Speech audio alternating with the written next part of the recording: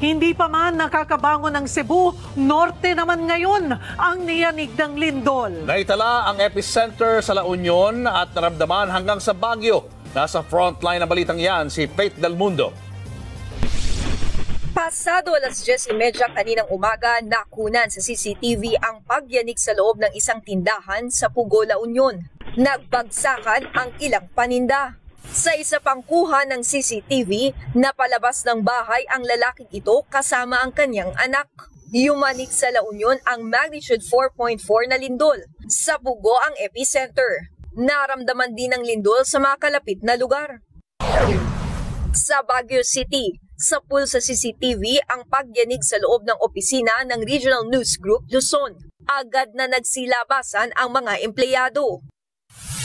Nagsitakbuhan naman ang mga estudyante ng bakanting elementary school habang lumilikas.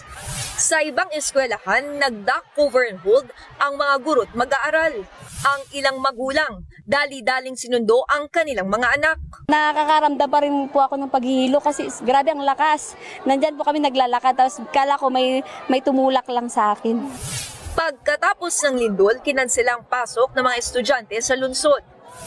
Sa ospital namang ito, inilabas sa mga pasyente at mga bagong silang na sanggol. Nagsilikas din ang mga empleyado ng Baguio City Hall.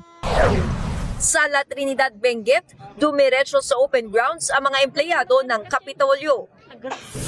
Nakunan din sa CCTV ang pagyanig sa loob ng isang resto bar. Wala namang naitalang nasaktan o nasawi sa lindol. Ayon sa PHIVOLCS, wala ring inaasang aftershocks o malawakang pinsala. Nagbabalita mula sa Frontline, Faith Del Mundo, News 5.